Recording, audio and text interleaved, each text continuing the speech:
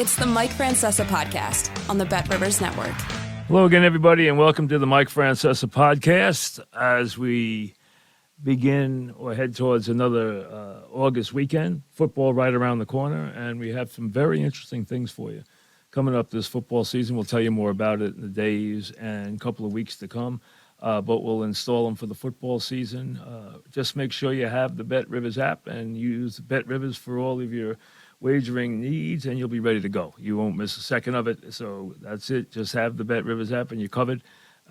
Just get that new and improved app, put it up, and away you go. So a couple of things here first. Before we get to the sports, if you have followed our racing exploits, I know a lot of you do, you know the saga of High Oak. High Oak was a very, very promising 2-year-old who won his first race, won the Saratoga Special in his second race by 4.5 lengths, beat Gunite, who has become a very good sprinter, as a matter of fact. He and Elite Power will tangle in the Forgo. But not just Elite Power and Gunite will tangle in the Forgo Saturday on the Travers card. There's 5 Grade 1s, including the Travers. So it's a great day of racing at Saratoga. But High Oak will run in the Forgo. So in the Grade 1 at Saratoga, where he won the Saratoga Special as a 2-year-old, as you probably know, we thought he had a very good chance to be a prominent factor in the Derby. He went down to start his 3-year-old campaign in Gulfstream in the Fountain of Youth. He suffered a terrible spill, did a somersault, lucky he didn't break his neck. He didn't race again that year. We gave him the rest of the year off. We tried to bring him back. As we brought him back, he just showed no interest in racing. We didn't know if he was scared, psychologically scarred. We just could not get him to seem like he was involved. He was training well. He looks the part of a champion. He's a gorgeous horse. And then at Saratoga this summer, we put Katie Davis on him, and in his last race, he looked like the old High Oak. He went from last, almost won the race. If there had been 2 more jumps, he would have run the race. He finished second. And now he's been training superbly. He loves Saratoga. And this horse who we didn't know if he'd ever run again or ever run successfully again, a horse that had been so promising as a 2-year-old, will now run in the Grade 1 Forgo on Saturday. It's an incredible story. It really is, with Katie Davis aboard. She's earned the right. We're not going to a superstar jockey. We're giving her the mount. She deserves the mount. She has connected with the horse. She got him to run again. So she will be on him on Saturday in a select field of 5 against 2 of the better ones in the country, Gunite and Elite Power, who's the best sprinter in the country, or very close to it. And Gunite, a horse that High Oak beat in the Saratoga Special. Gunite came back and won the Hopeful over an off-track a couple weeks later, and is a wonderful, wonderful colt. But should be very interesting. It's an amazing story. It's an amazing story with Katie Davis. It's an amazing story of a comeback. So we're very excited about that. We'll see how things go on Saturday. All right, the Yankees didn't go back and touch 19-13 as everyone wondered if they would with the 10th straight loss. Judge obviously got things going last night, got them a lead for the first time in 61 innings with a long home run in the first inning, got a grand slammer to open the game up, and then added a third home run. So a very big night for Judge. We know Judge isn't the issue. We know Judge isn't the problem. But they have a lot of problems, as Cashman alluded to yesterday, in probably the oddest public appearance of his career. He had to get up and basically take it on the chin and say, hey, we're awful, we're disappointed, we're all on the line, we all have to look at ourselves. Do the whole mea culpa yesterday. As the Yankees had lost 9 in a row, now they have a 1-game winning streak, and they don't call themselves out of it. But let's be honest, the Yankees aren't going anywhere this year. We know that.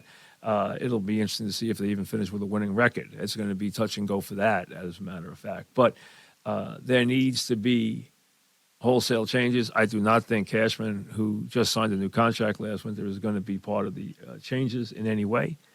I don't know if Boone is going to be. I think there's a distinct possibility you change the manager just to kind of wipe out this year. It's easy to blame the manager, folks, and he is the least of the problems. The manager's always the least of the problems. It's on the configuration of the team, and it's on the players. The manager is not usually the issue. Very rarely is he the issue where he's so inept that he has to be replaced or he doesn't connect. Usually it's that basically a couple of the stars have gotten tired of hearing from him. That's basically what happens, so they change it. I think they probably will change the manager just because they want to distance themselves from this season more than anything else. But they need to examine what their plan is, and their plan has to be to get younger. And I'll tell you something. Their prospects don't look great. Their youngsters don't. I think Volpe's going to be a good player. I think he's withstood a lot of this season. He's withstood 2 or 3 slumps. He's a heads-up player. He has not let his defense falter whenever he has been hurting at the plate. He's danced every dance. He's going to finish with good power numbers. He's going to finish with good defensive numbers. And you know what? He's a player.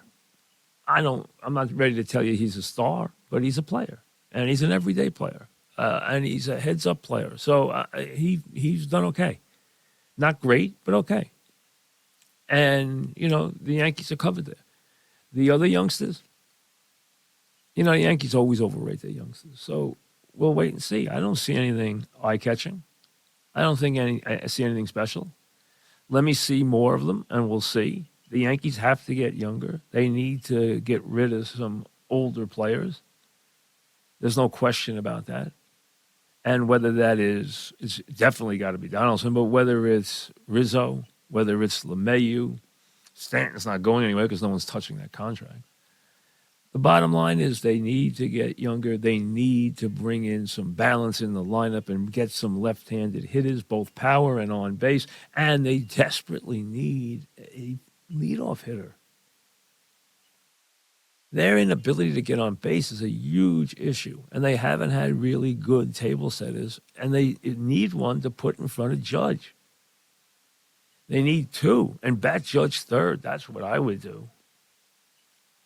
And I'd put 2 guys in front of him so that in the first inning or the next time he comes up, if you want to walk him, a lot of times if there's a guy on base, you want to walk him, then you got a couple of guys on base, and you still got a chance for the next guy to break the game open if they pitch around him. Last night, they couldn't pitch around him, and you saw what happened. He got his stroke going. He had been in a slump. He had seen some balls die on the track in the last couple of days, and then last night they weren't dying on the track, that's for sure, as he hit 3 home runs, which is, hey, whenever you hit 3 home runs, it's a big night. I don't care who you are. It's a big night, even Judge. So that was a special night. But it's one game against a bad team. That's all it is. In what is a dreadful, dreadful season. And you saw the first, self-examination of many self-examinations yesterday with Cashman. He said that Hal and he and Boone had met. They would examine everything. Everybody will be under review. They'll all be under review. Cashman's not going anywhere. Like I said, very good chance Boone goes somewhere just because it's very easy to change the manager. Very easy. And it's the least of the problems. And it's the easiest thing to do. And it looks like major change to the fan base. That's why it happens so often when a team has a bad year. Because it's the easy, most cosmetic, most obvious thing to do. And it doesn't cost a lot. It doesn't hurt anything. And it's always easy to do. The other stuff is hard to do. It's hard to get rid of players. It's hard to get rid of players with big contracts. It's hard to change the face of your team. That's hard. Getting rid of the manager is easy. Especially when he hasn't won anything. But the Yankees haven't won anything. It's not that Boone hasn't won anything. The Yankees haven't won anything because they've been badly badly put together for years. And it has finally come to a head. So hopefully the Yankees acknowledge where they've made their mistakes and look in the mirror and go back and think about how a Yankee team is supposed to be built in the ballpark they play in, and stop overloading this team with right-handed bats, which has been going on for years now. I mean, that is so against any part of the Yankee tradition. It's got to stop.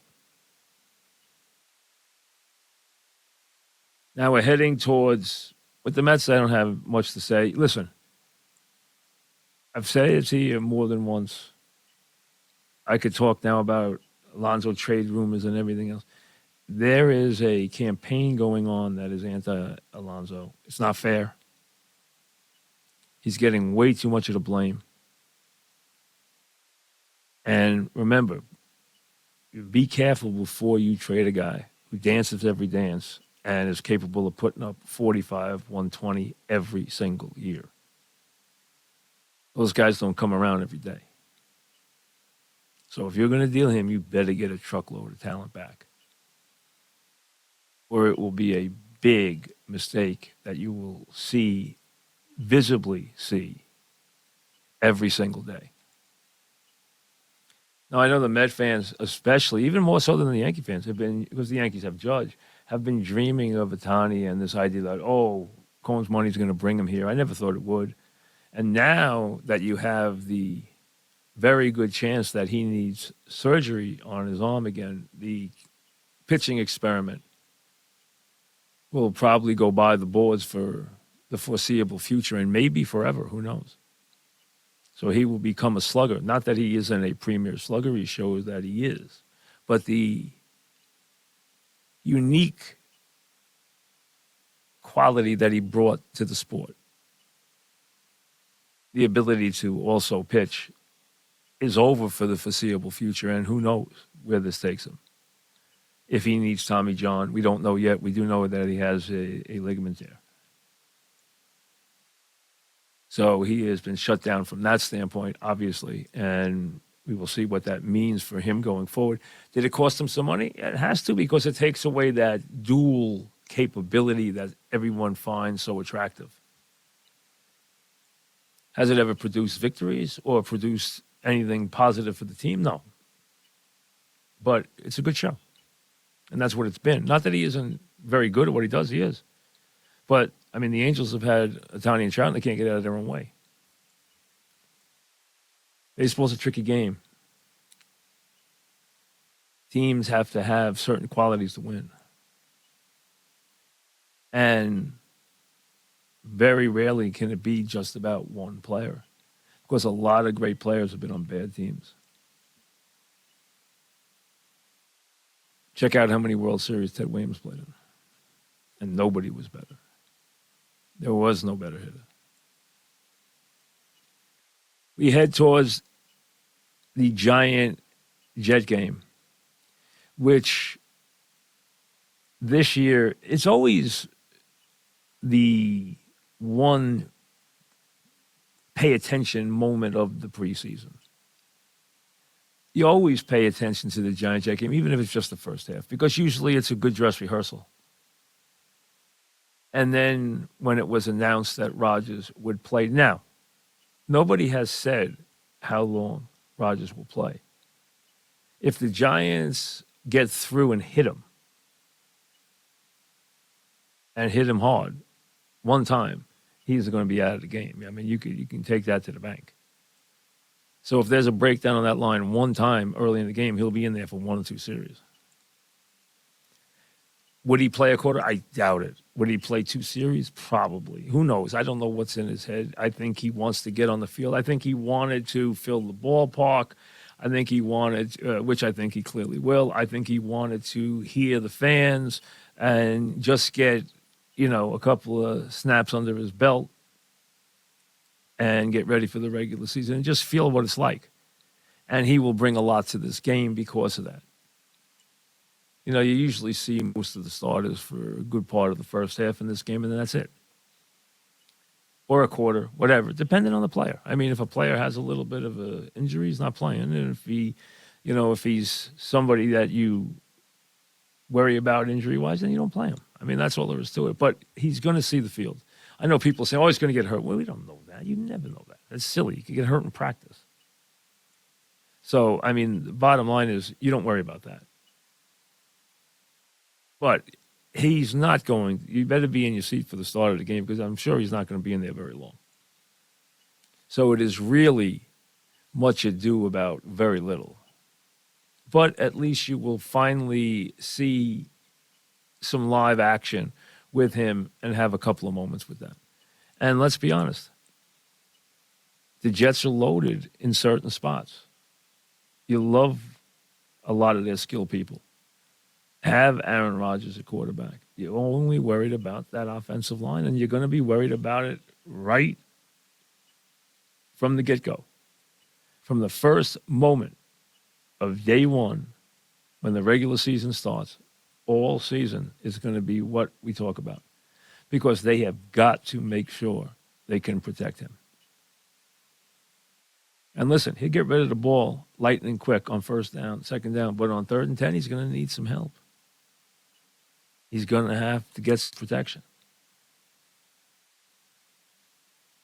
And game one is going to be a very, very good test for that. And we're just not going to know. That, like I said, all season, there's a lot of things to really like about the Jets. And there's two things that worry you, or at least worry me, and that is the offensive line and whether or not the coaching staff is up to this. They have to prove they're that kind of coaching staff, that they're able to take a team a long way. Because you're asking them to basically take a quantum leap here. Not a little leap, a very big leap. From being a losing franchise to being a prominent franchise that can go deep into the playoffs. Not just show up in the playoffs, but go into the playoffs with a chance to do something. So that's asking a lot in one season. That's a very, very big leap for a lot of players, and there's a lot of players there. Now, there's some players there that obviously have experience, but there's players there that have none. A lot of them. A lot of key ones. While Rodgers can bring a lot of that forward, he can push a lot of that forward. The question is, can he carry the entire thing forward and overcome some of the things that may have to be overcome on the offensive line in the coaching staff? Remains to be seen. But I'll tell you, it's going to be a fascinating year. I told you we'd start to do football and do it in depth. I have a lot to say about the Giants, but I'm not going to say it here today. We're going to wait. We have a lot of time still. We've got a couple of weeks until the season starts. I mean, the summer just shoots by so quickly, it's unbelievable. You know what? But August is almost in the books. And then before you know it, it'll be time for a football Friday. We're looking forward to it. And as I said, we got a lot of things to tell you about that are going to be new with the folks at Bet Rivers this year. And some of the things we're going to do, we're going to tell you all about that in the days and weeks to come. So all that is straight ahead of us. Your emails when we return. You're listening to the Mike Francesa podcast on the Bet Rivers Network.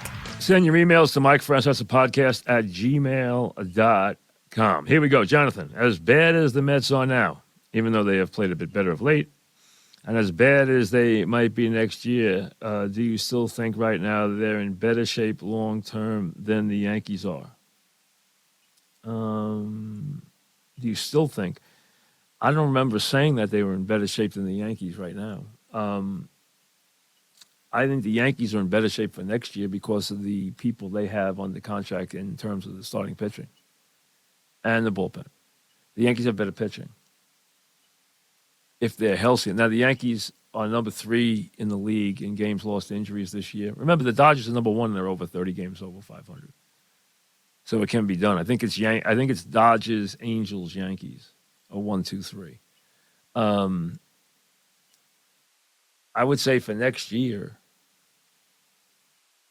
Now, long-term, baseball's not, because of the money that both teams have and their ability to sign free agents, you can't look at the team more than 1 year down the line. I mean, I don't see great prospects in either franchise.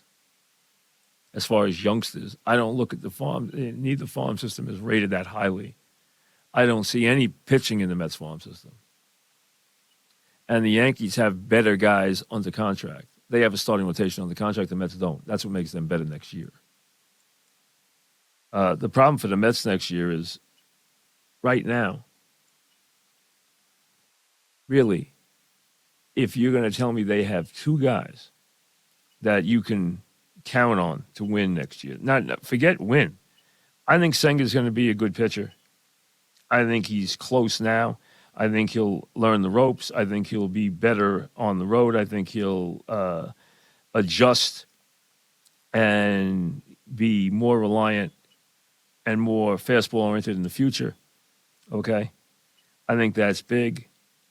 Quintana, if you want to count on him, he's pitched okay, but okay, not great. If you can tell me he's the back of the rotation, fine. If you can tell me he's the front of the rotation and saying Quintana the top of the rotation, well, you're in big trouble. If they're 3 and 4, I'm okay. If they're 1 and 2, you're in big trouble. And right now, they're the only two guys you can count on. Now, they have a lot of money, so they can buy a couple of guys. But how good a starting rotation are they going to have? They're going to get Diaz back, which is big. Okay? And you can build a bullpen in 1 year. But they just don't have any starting pitching. And you can't call a team a contender if it doesn't have any starting pitching. John, are you surprised the Yankees never made a play for Schwarber? Hey, I wanted to make a play for Schwarber 1,000 times. 1,000 times. I wanted him to get Olsen, who I picked to win the MVP this year before the year started. He's not going to win it. He's going to finish second because of the year Acuna has had. But he's had a great year. He might wind up leading baseball in home runs and RBIs. Olsen made a ton of sense. Schwarber always made sense. He was perfect for them. But, it never happened. He would have been great with the Yankees. I wanted him. He's a legitimate guy he'd be a monster in Yankee Stadium. He's a monster anyway. He'd be a monster in Yankee Stadium without any question. What is it that the Mets don't like about Alonso? I really don't understand why there's so much smoke around Alonso. I hope that he's a Met for life. Maybe that's not happening. There's no question there's a campaign going on against Alonso. I'm not saying Alonso didn't change. I'm not saying he didn't have some confrontations. I'm not saying any of that. What I'm saying is it sure isn't his fault every day. And the bottom line is he plays every day and he slugs every day. And you want guys like that around. So I do think there's a bit of a campaign going on, and I don't think it's very fair. Doug, any reaction to the debate last night? Yes, I watched the debate last night. I would have liked it if Trump was there. It'd be more entertaining. But let me say this. As far as the debate last night, I thought the best answers were given by Nikki Haley. I think a couple of guys on the at the podium last night might as well not even show up again. I think Christie's got a long, hard road to even make a dent. Same thing. I don't think Pence has a chance. I don't think anybody gained a lot of traction last night. But to me, here's what's comical. If you turn on TV after the debate, and I watched the debate, because I like that stuff. If you turn on TV after the debate, tell me where you can go on television and get an objective analysis. Don't even try.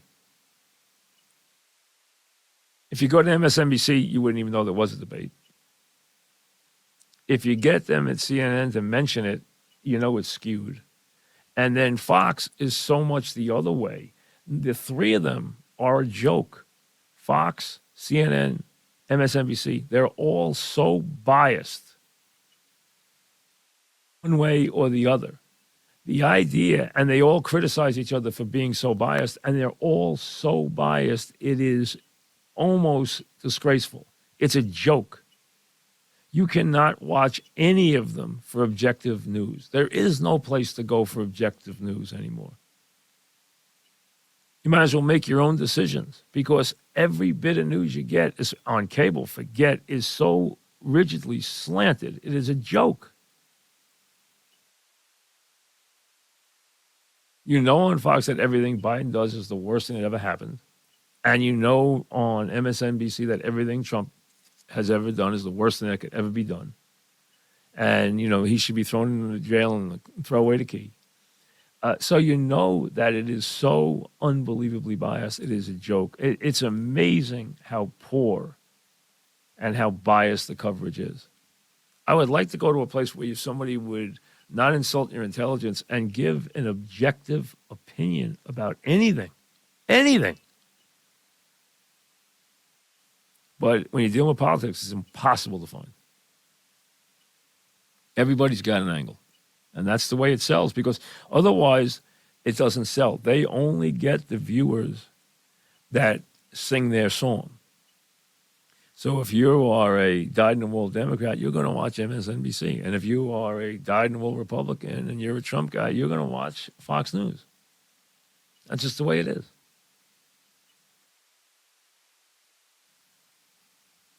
So that's why I watch CNBC and worry about the stocks. And just cheer for NVIDIA, like always. That's my reaction to the debate. I know preseason means nothing, but it looks like Daniel Jones has a target. He really likes him. Waller's going to have a great season. He was an incredible pickup. He's going to catch 90 balls, and that might be light.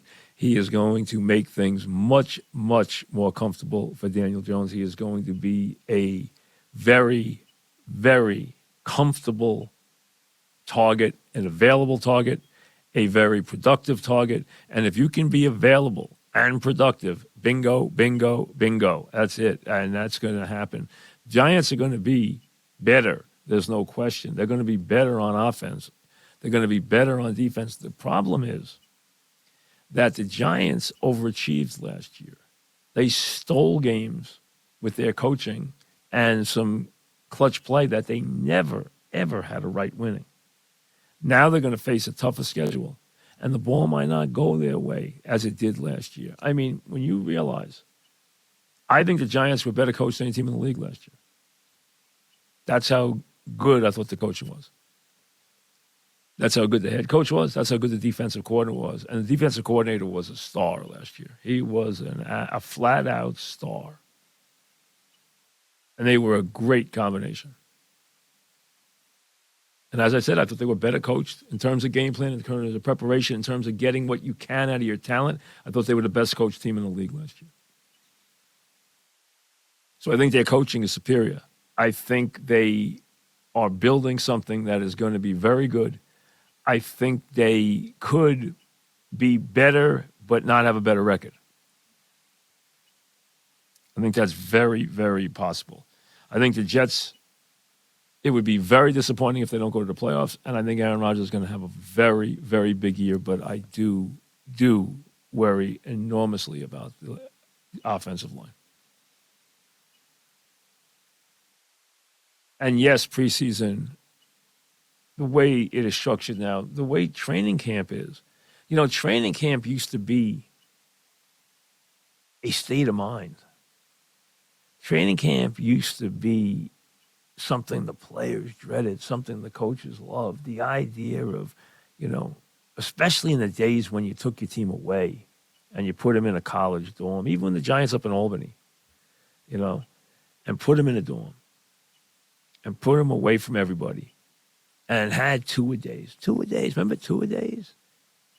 Now they don't even practice hard. Now you're lucky if you see contact, at all. If you go there to see training camp. I mean, you're lucky if you see anything. See a bunch of drills. I mean, you used to get 90 minutes of running game in the air in the morning and then a 2-hour practice in the searing heat in the afternoon. I mean, those were the days. Training camp is now, like day camp. But that's why the season gets off to a slow start. That's why you see a lot of missed tackles. You see a lot of sloppy play. You see a lot of special teams touchdowns because these guys have to meld the team as the season progresses now. They can't do it with training camp anymore. And in the old days, I think a lot of times guys knew when they left training camp what kind of team they have. There's no way they know now. Now they need 2 or 3 games minimum to know what kind of team they have. They never knew. They never needed that in the past. They now do because training camp doesn't allow them that look at their team anymore because of the way it's structured. I mean, the sport has changed radically. We know that. But nothing has changed more than training camp. And if you ever had a chance to experience what training camp used to be like, I'm not talking about the days when now, they have their own training center adjacent to their regular facility and they don't go anywhere and everything. No, I'm talking about the old days when they used to pack up and, take off and go somewhere and go to a college and put in, 6 hard weeks or 5.5 hard weeks. Those days are gone. We'll see you later. Thanks for listening to the Mike Francesa podcast on the Bet Rivers Network.